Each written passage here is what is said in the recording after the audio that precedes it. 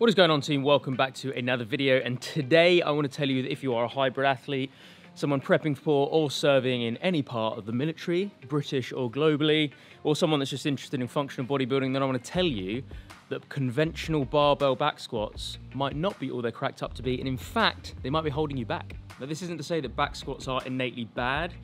This is basically just me saying that not all people have the physical makeup, the skeletal structure, and kind of the anthropometrics to lend themselves to being able to do barbell back squats properly. And in terms of the number of people that fit into this camp, I would probably say that less than 50% of people that do work out regularly, I would look at and choose barbell back squats, normal kind of conventional back squats, known as ironically, the king of lifts. Less than 50% of those people I would choose for back squats to be their #1 optimal lower body exercise. In terms of all the sciencey stuff behind how to self-diagnose whether or not you have the right physiological makeup and femur length versus anterior pelvic tilt and all this stuff, I'm not going to go into that now. All I'm going to do today is walk you through what a lower body session, what a leg session would look like in the gym if you still want to get stronger, get more powerful, build decent kind of lean muscle mass in your lower body, big, strong, flipping, athletic legs, and what that session would look like without back squats in it, and how easy it is to ditch them and bring in new exercises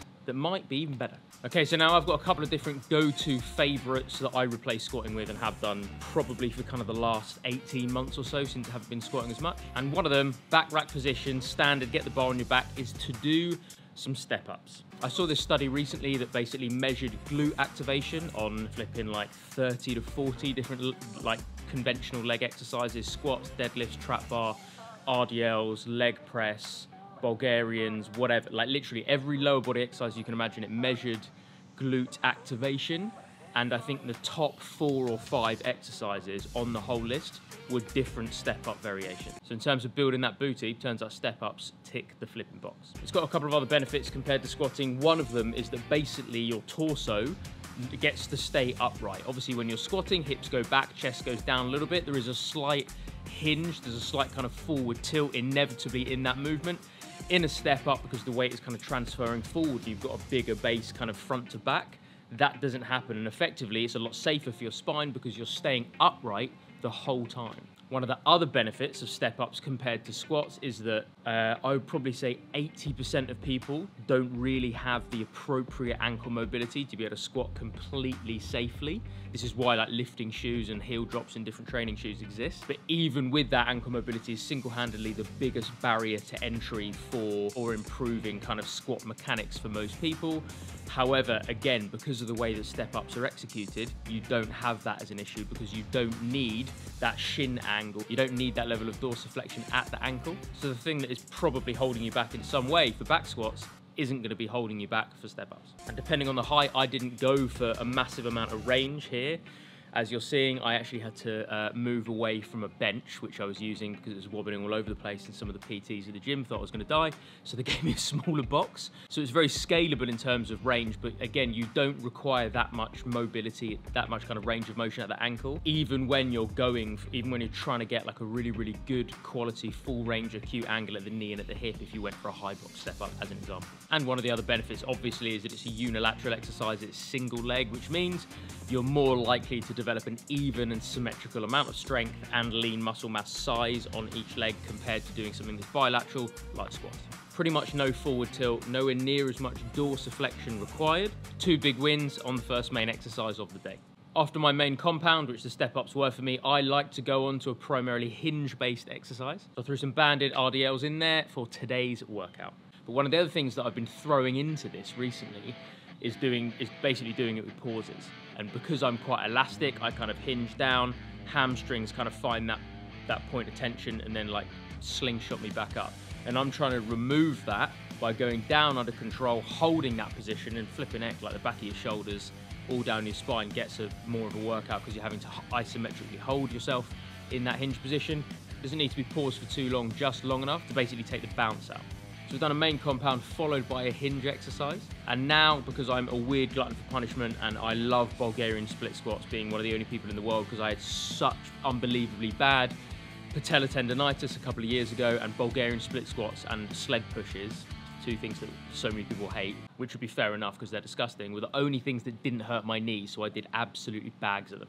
And especially because the step-ups I did in this session weren't huge range of motion. They were less, they were more kind of towards just the top end, especially the last set when I had to use that little box that they gave me. I decided to throw some Bulgarian split squats in there to work the knee and the hip at a more acute range to balance it out, to make sure that I do get a proper stretch at some point in the session. Sometimes this is actually my main compound exercise of the day, and I do it with a barbell on my back of kind of anywhere between like 70 and 90. But today, just kind of a nice light 20 kilos in each hand, making sure I work on that eccentric tempo and trying to not pause for too long, standing at the top, basically kind of locking out of the hips and then straight back down into the eccentric of the next rep to keep that tension throughout. Trust me, even only 20 kilos in each hand, it starts to burn pretty flippin' quickly.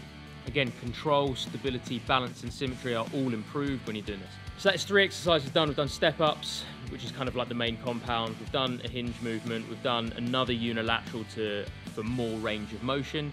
And I always like to finish off, because I don't do that many different exercises on a lower body session. I don't think you need to if you're training intensely enough. I think if you can do 10 sets of 10 on 10 different exercises on a leg day, you're bitching out on intensity. But what I am going to do is I'm going to finish on a 4th and final exercise here with a little bit of a lactic burner. I genuinely used to kind of look down on leg press as an inferior exercise, and I really don't now. It's a good way. Again, it is different mechanics to a kind of a conventional squat, but it's a nice little supplementary exercise. So what I did is I did a couple of sets of 25 just to basically get a massive flipping pump on. And on the last kind of 7 or 8, definitely the last 5, I'm slowing down that eccentric a little bit just to kind of maximize that time under tension. 25 reps of this. I say 4th and final exercise. I did superset this actually with something because I've had a fair amount of kind of loading in my spine. Here's another little hack for you for a lower body session.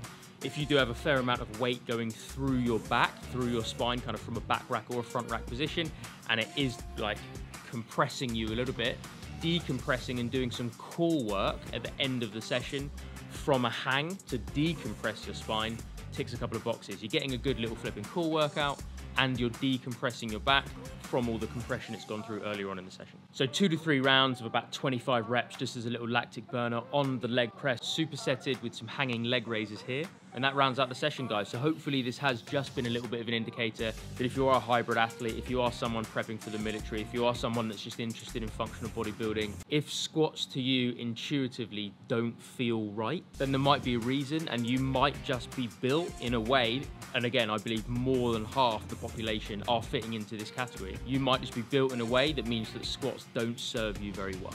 But the good news is that it's so easy to maneuver some other exercises into that list to make sure that you can, again, develop strength, power, speed, kind of proper mobility, symmetry, good quality lean muscle mass without doing squats. They are absolutely by no means at all a have to have in your leg day. Hope you did enjoy that, guys. If you did, please do smash that like button. If you have not yet done so, make sure you subscribe. Hybrid athletes, military or marine, preppers or serving, anyone who's interested in biohacking, functional bodybuilding, power output work, this is the place for you. We've got some amazing content on the way. And as always, beautiful people, stay strong, stay healthy, stay awesome, and I will see you soon.